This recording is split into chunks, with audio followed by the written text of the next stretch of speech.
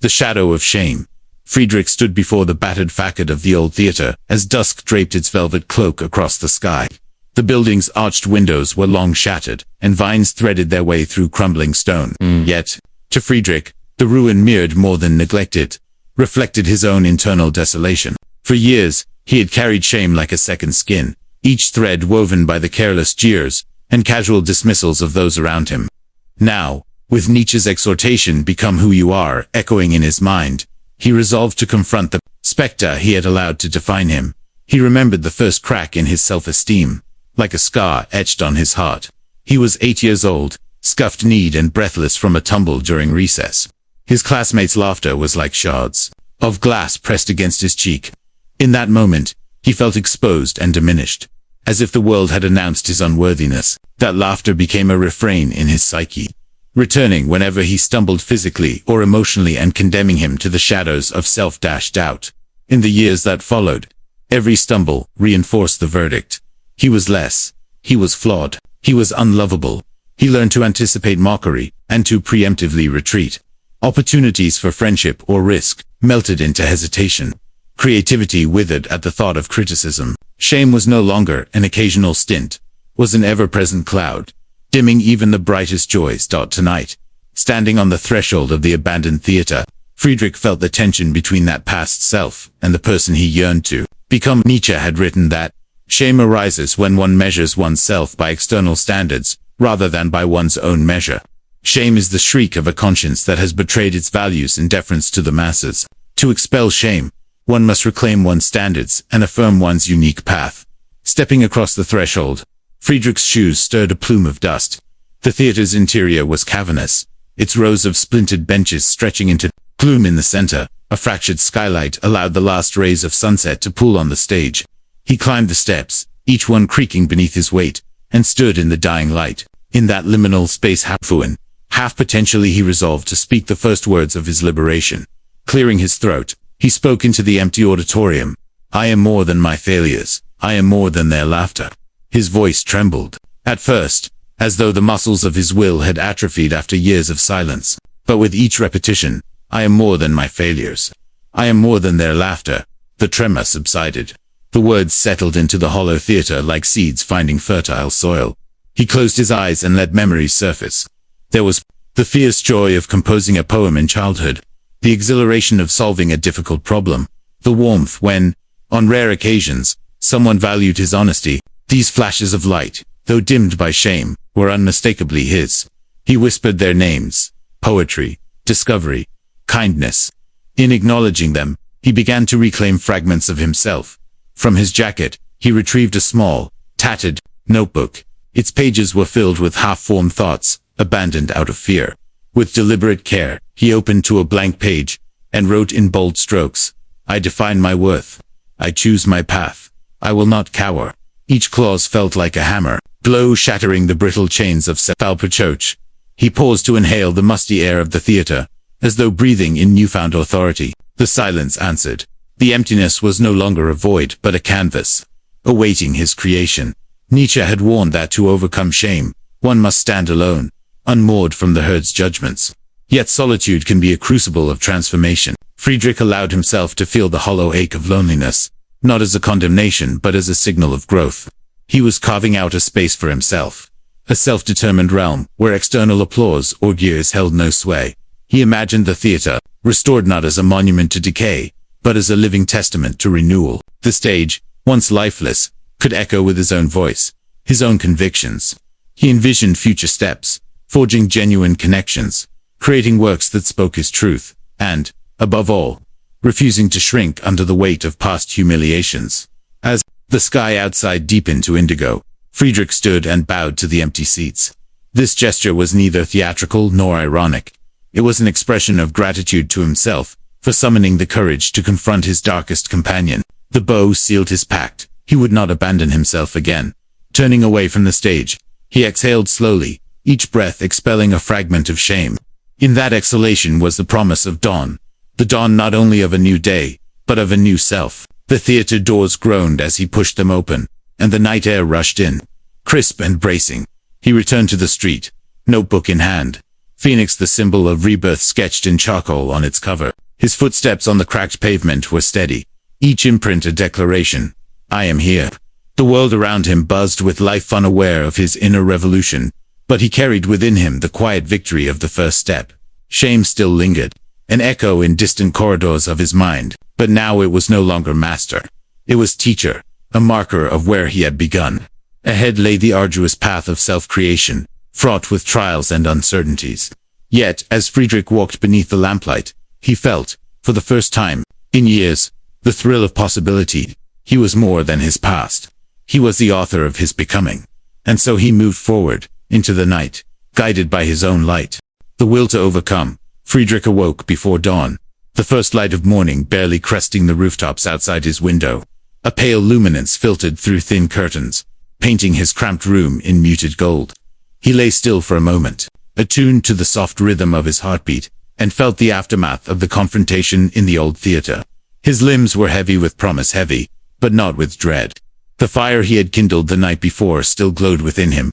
He rose, and dressed simply, a well-worn shirt of pale grey, trousers that bore the faint scent of lavender from the wash, boots laced firmly. He tucked his notebook into his coat pocket, strode past the empty mattress, and stepped into the corridor. The hallway was silent, save for the creak of floorboards beneath each footfall. For a moment, he hesitated outside his door.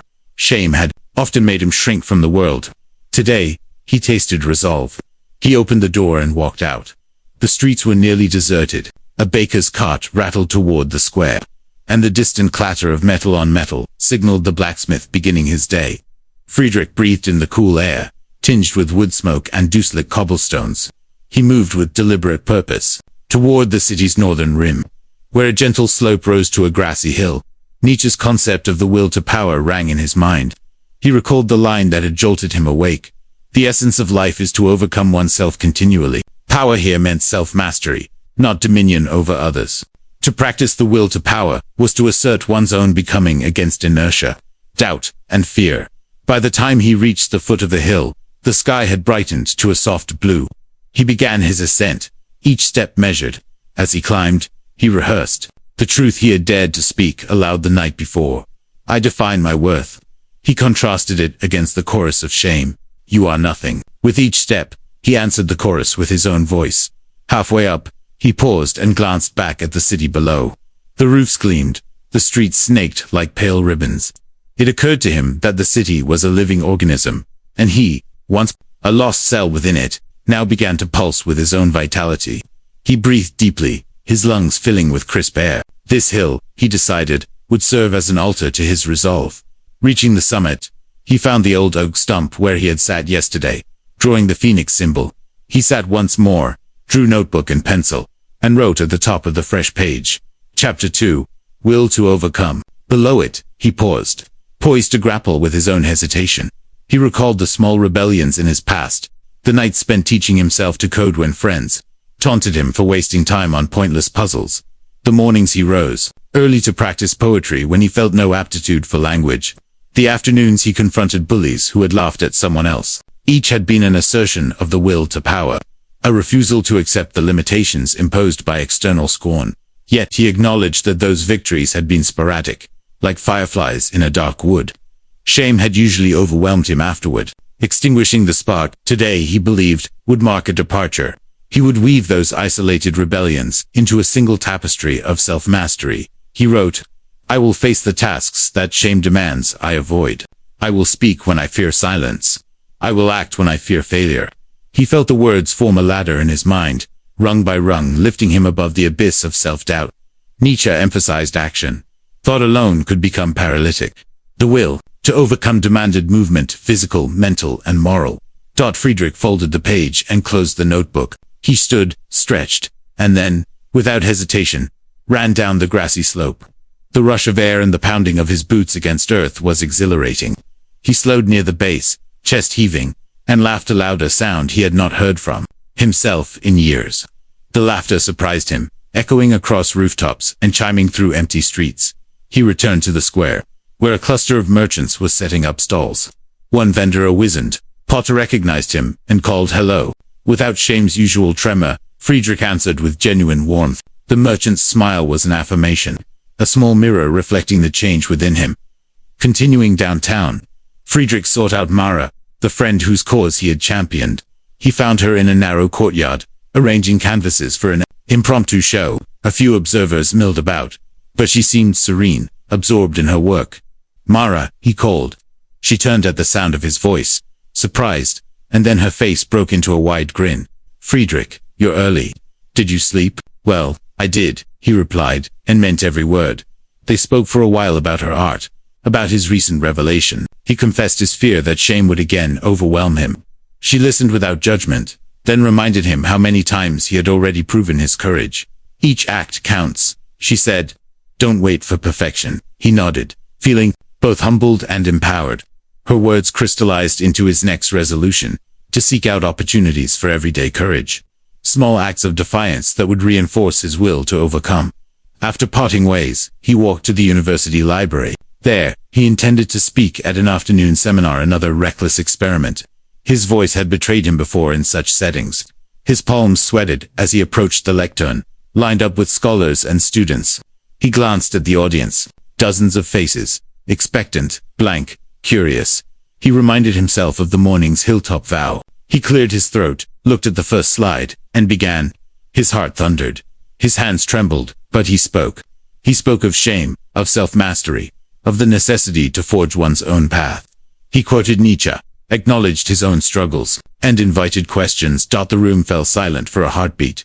Then a ripple of applause. One student raised a hand, asked for advice on overcoming performance anxiety. Friedrich answered, drawing on his own strategies, breathing, visualization, rehearsal. With each sentence, he felt his ground firm. The applause at the close felt less like relief and more like recognition of shared humanity. Exiting into the waning afternoon, he lingered under a blossoming chestnut tree. He opened his notebook and wrote, "I exercised my will to overcome and found strength in action. Fear still rises, but it no longer dictates my deeds." He sketched another symbol next to the phoenix, a mountain peak, flanked by twin staircases, one labeled shame, the other will. He drew footsteps ascending the latter, each step representing a choice, an act. Friedrich closed the notebook and tucked it away. He felt fatigue, but not the crushing exhaustion of Instead, his body hummed with quiet satisfaction, the satisfaction of work well done. As dusk approached, he joined a small group at a riverside cafe. A pale moon rose over the dark current. They spoke of politics and art, of plans for tomorrow. At one point, his phone buzzed with a message, an invitation to speak at another event. In the past, he would have agonized over whether he could bear the spotlight. Now, he felt curious and ready. He replied affirmatively.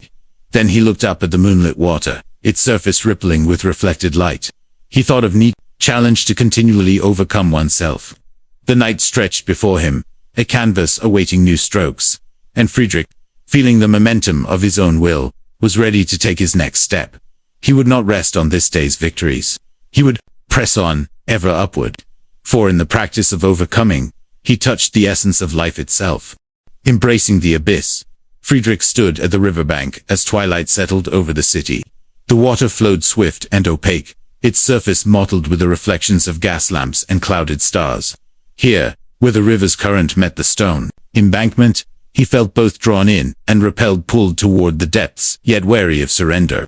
Nietzsche had written that one must dive courageously into the abyss to affirm life fully. Tonight, Friedrich would test that conviction. He took off his boots and rolled up his trousers, exposing calves that trembled with anticipation. Cool water lapped at his ankles, sending a shiver up his spine. He recalled the day he had first encountered profound shaman, incident not of childhood accident, but of personal betrayal. He had confessed a secret to a friend, believing her trust was sacred, only to have her spread his confession in whispered rumors. He had felt naked, exposed, humiliated before everyone he knew. That wound had festered for years, manifesting in every mirror's reflection, every critical glance, every quiet gathering where laughter rippled like ice.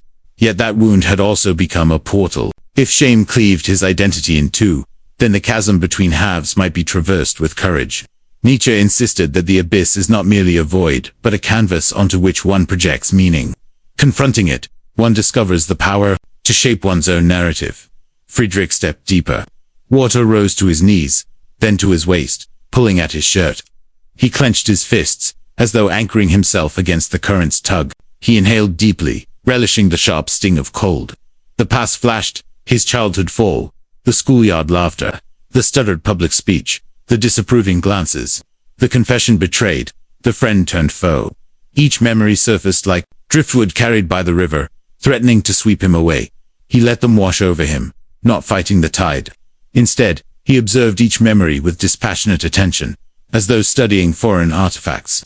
Shame, he recognized, was not an external force, but a reaction and internal judgment he had accepted as fact. In Nietzschean terms, it was the product of herd morality, the voice of the crowd implanted in his psyche. To transcend it, he would need to reframe every fragment of memory as raw material for his own creation. With eyes closed, he whispered, each remembered insult and failure, honoring it with acknowledgement. I have felt you. You have shaped me. But you do not own me. He repeated the phrase, until his voice hardened from whispered defiance into resolute affirmation. The river's current pressed more insistently, but he remained upright, grounded in his vow. He sank until the water covered his shoulders, the only world a dim expanse of silken waves around him. Here, in the abyssal embrace of the river, his reflection dissolved. No longer could he see the pale face marked by shame's scars, only water and memory intertwined. For a moment, panic fluttered in his chest. The instinct to flee clawed at him. Yet he recalled Nietzsche's counsel. He who fights with monsters should see to it that he himself does not become a monster. And if you gaze for long into an abyss, the abyss also gazes into you.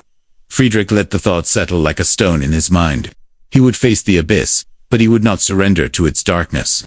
Instead, he would infuse it with his own light. He summoned the fragmented pieces of his identity, each failure, each betrayal, each moment of humiliation, and held them before his inner eye like jewels. He saw in each a lesson, the humility of pain, the clarity of vulnerability, the strength of rebirth.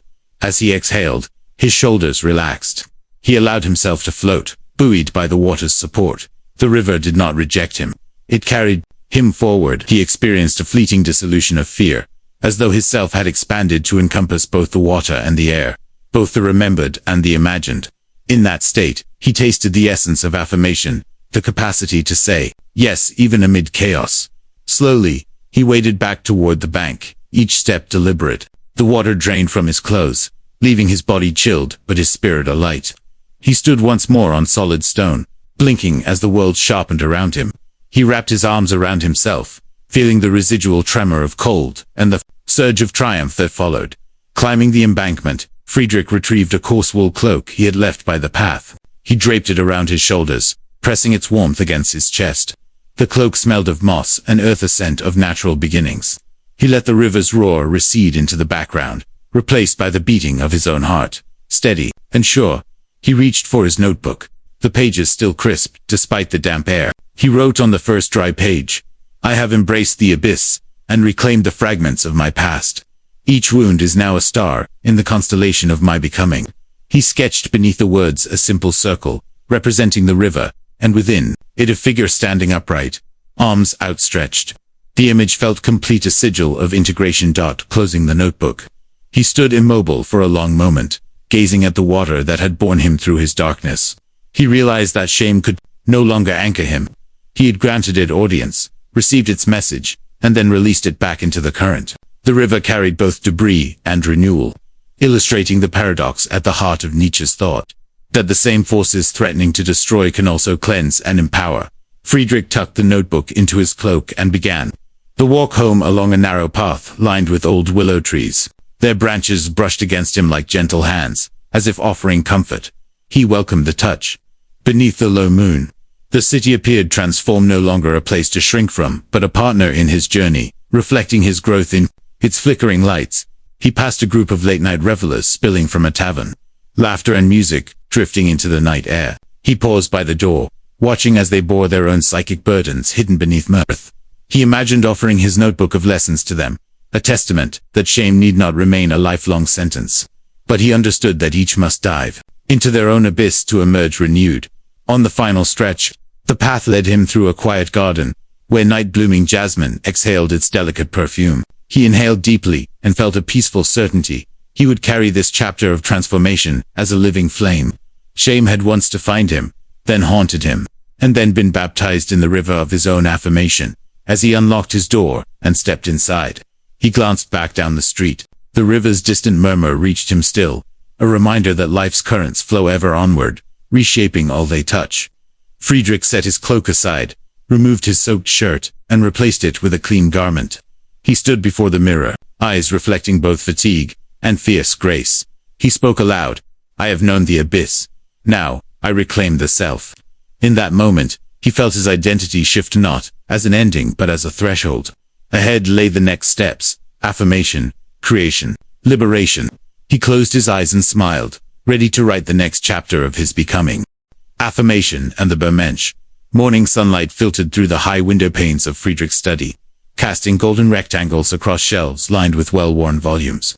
The air smelled of parchment and pipe smoke, a comforting blend of past and present. He sat at his desk, opened Nietzsche's "Thus Spoke Zarathustra" to the passage on self-overcoming, and let the words wash over him. He who would learn to fly, one day must first learn to walk and run and climb and dance. One cannot fly into flying. He closed the book and regarded the blank page of his notebook before him. Thus far, he had confronted his shame, ignited his will, and faced the abyss. Now came the act of affirmation, the deliberate creation of values that would define his identity, from within rather than in response to external judgment. Affirmation, he recalled, was not mere optimism. It was the capacity to embrace life in all its dimensions, joy and suffering, triumph and failure, and to say yes to existence itself. The Übermensch Nietzsche had proposed was the being who distilled this affirmation into art, who fashioned his life into a masterpiece of self-expression.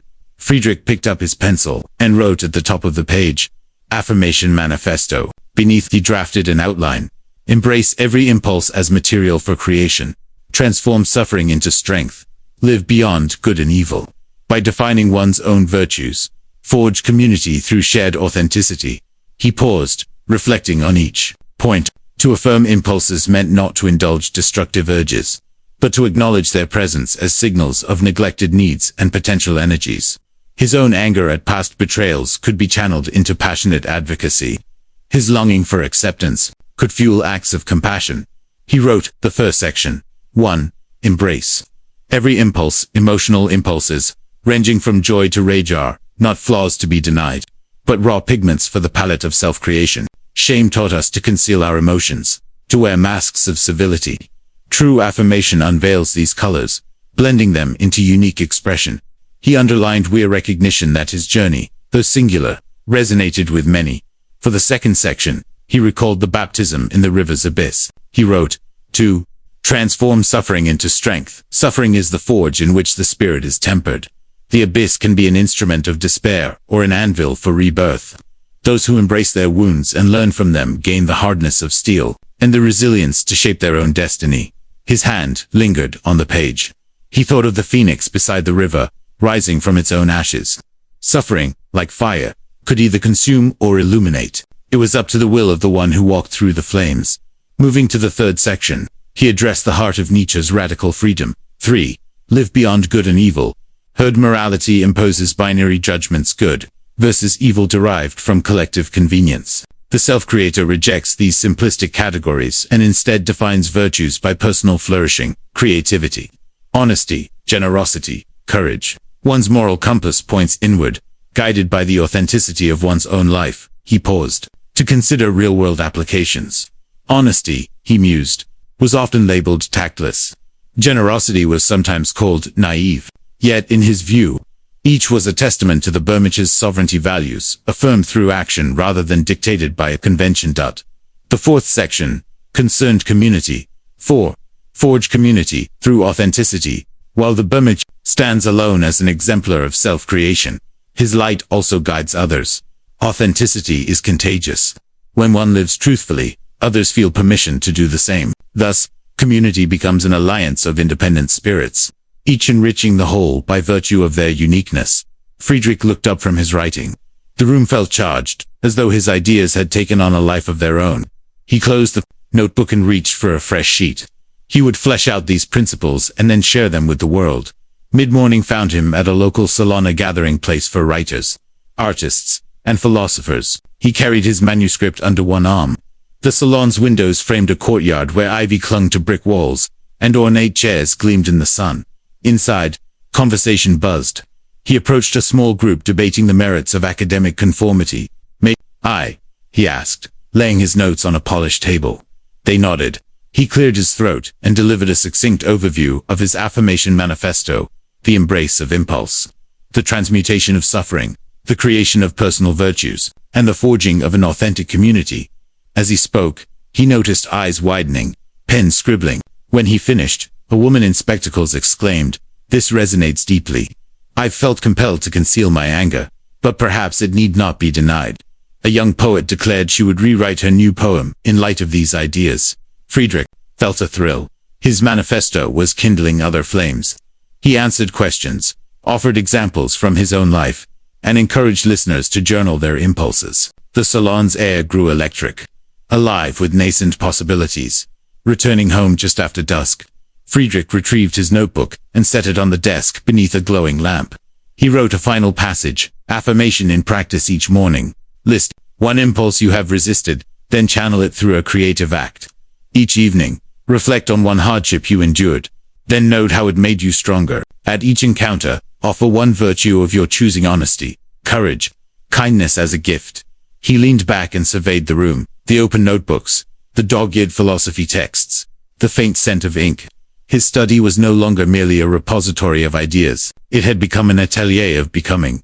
Finally, he quill-scribbled beneath his manifesto a dedication to the aspiring Übermensch in us all. He closed the notebook and ran his finger over the smooth leather cover. In the silent study, he sensed a presence, the amalgamated echoes of his shame-ridden past and his newly forged self.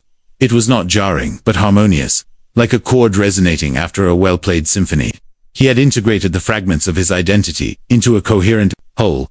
Before retiring, he stepped to the window and gazed at the moonlit street below. A stray cat slunk past, its luminous eyes reflecting the lamppost. The cat paused, twitched its tail, and moved on, sovereign and unashamed in its nightly prow. Friedrich smiled. In that humble creature, he saw a mirror of his own aspiration, to live fluidly, boldly, and authentically, guided by an inner compass rather than external constraints. He blew out the lamp. Darkness enveloped the room, but Friedrich felt luminous from within. He lay down, his breath slow and even. The promise of tomorrow shimmered just beyond sleep's threshold. To enact his manifesto, to cultivate his virtues, to inspire others. By example. Nietzsche had written that one must become the bridge between what one is and what one has the potential to be. Lying in the quiet, Friedrich felt the bridge solidify beneath him, its arches spanning the abyss of his past and carrying him toward his own future. He closed his eyes, drifting into dreams bright with possibility, and woke, ready to affirm his existence once more. Reclaiming the self, dawn's first light crept through the slatted blinds of Friedrich's apartment, painting narrow stripes of gold across the floorboards. He awoke with a quiet certainty, as if his dream had been a final summoning, a call to embody all he had learned. The past day's trials had transformed him, but today he would weave them together into the tapestry of a renewed identity. He rose and dressed in simple but purposeful attire, a white linen shirt that spoke of fresh beginnings, dark trousers that hinted at the gravity of his undertaking, and polished boots to carry him steadily forward. He retrieved his notebook, its corners now dog-eared, its pages thick with the script of his self-work, and made his way to the small kitchen. There, he prepared a strong black coffee and toasted a slice of crusty bread, savoring each deliberate motion as a meditation. At the little table by the window, he opened to a blank page and wrote the chapter title, Reclaiming the Self. Beneath it, he paused, reflecting on Nietzsche's assertion that the highest human task is not simply to think, but to create oneself as an artwork of will. He sipped his coffee and let the words settle in his mind. Creation, will, artwork. Across the table lay the journal pages from the previous chapter's Affirmation Manifesto. He reviewed his 4 principles: embrace impulse, transform suffering, live beyond good and evil, forge authentic community, and felt a surge of gratitude. Those pillars had carried him this far. Now, he would lay the final stones of his personal foundation. He began to write, Integration of past and present. The wounded self is not cast aside, but integrated. Each shame and failure enriches the soil in which new growth takes root. He paused to consider how his story had unfolded. The theater confrontation where he first named his worth, The hilltop vow where he cemented his will to overcome. The river baptism where he embraced his depths. The affirmation manifesto where he forged his values. These moments were not separate chapters, but interwoven threads of a single narrative, his becoming. He sketched a diagram, a circle divided into 4 quadrants, each labeled with one chapter's theme. At the center, he wrote self. The diagram visualized his journey as concentric circles of transformation radiating inward and outward. Simultaneously. Next, he wrote 2 rituals of renewal to reclaim the self. Enact rituals that symbolize transition. He tapped his pen thoughtfully. Rituals, he knew, helped anchor abstract transformations in concrete action. He recalled the solitary bow in the abandoned theater. He had promised himself to return not once, but on a cadence of renewal monthly, perhaps to reaffirm his sovereignty. He planned a sequence of 5 rituals. The stage bow. Return to the old theater once a month. Speak the vow aloud. The hill ascent. Begin each week with a sunrise climb. Renewing the will to overcome. The river vigil. On each new moon, touch the river's edge, honoring his baptism into self-acceptance. The affirmation workshop. Quarterly gatherings with peers to share creative expressions of their values. The mirror declaration. Daily morning affirmation before the mirror. I create my life, he wrote. Each ritual in detail, prescribing time, place, and intention. The rituals would serve as signposts on his path, preventing backsliding into old patterns. He closed the notebook and stood, stretching his arms overhead. He donned his overcoat and stepped into the crisp morning air. His first ritual of the day would be a walk to the old theater, bringing his journey full circle. Outside, the city hummed with awakening life. Delivery carts rattled. Shopkeepers lifted shutters. Children laughed on their way to school. Friedrich greeted each passerby with a calm nod that carried more substance than idle politeness. He felt anchored in his own presence. No longer buffeted by doubt, at the theater's marquee, he paused beneath its broken letters. Sunlight filtered through gaps in the facade, dust motes waltzing in pulsing beams. He stepped onto the stage, once more, letting the wood's uneven grain press into his boots. He bowed deeply first to the building that had witnessed his first defiance, then to the empty seats, and finally to himself. He spoke the vow, I create my life. One claim my worth, I'd become my own measure. His voice rang through the hollow cavity and settled like sediment. He felt the ritual's power fold into his chest, an inner echo of the dawn. Leaving the theater, he made his way to the hill. His legs carried him with rhythmic determination. Reaching the summit, he stood before the oak stump, placed his hand on its worn surface, and exhaled the residue of old fear. He whispered gratitude for what he had overcome, and affirmed his pledge. Each day, I step into fuller being. On the descent, he paused at the riverbank where the water pulsed steadily onward. He knelt, dipped his fingertips into the current, and let the sensation ground him in the flow of life. He murmured a promise. My wounds are my wisdom. Thus, concluded 3 rituals before breakfast. Feeling centered, he returned home, washed the day's dust from his hands, and prepared a light repast. As he ate, he reflected on the integrity that arises when one aligns rituals, values, and actions. Reclaiming the self also meant extending compassion to others. His manifesto had posited forging authentic community. He penned a letter to Mara and the Salon Circle, inviting them to a Sunday gathering at his flatter space where each could share a creative project born of their personal transformations. By afternoon, invitations dispatched, he settled at his desk for the final section. 3. Perpetual becoming the self is not a fixed entity, but a lifelong work. Growth is cyclical, moments of consolidation give way to new challenges.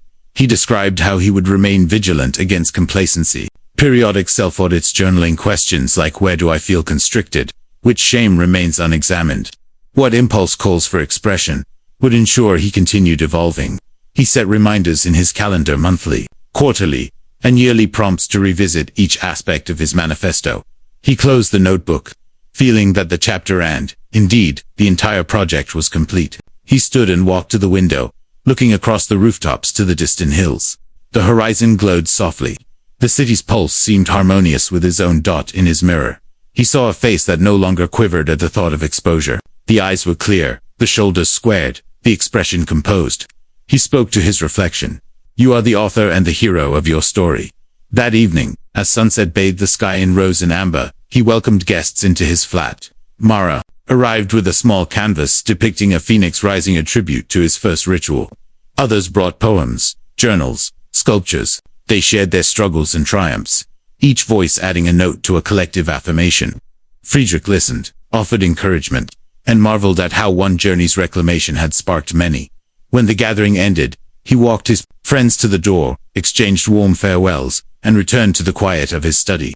He lit a single candle, its flame dancing in the dim room. He placed his notebook beside it, and bowed his head in thanks. Alone, he reflected on how far he had come from the boy who fell in the schoolyard to the man who stood sovereign before his own creation. Shame remained a memory, but its sting had transformed into insight. The rituals would sustain him, the manifesto would guide him, and the community would support him. He extinguished the candle. Darkness reigned, yet within him burned a steadfast light. He lay down, content, knowing that reclaiming the self was not an endpoint, but the ever-unfolding adventure of a life lived by his own will. In sleep's embrace, he carried forward the promise to awake each day, renew his vows, and continue crafting the art of Friedrich whole, free, and unapologetically himself.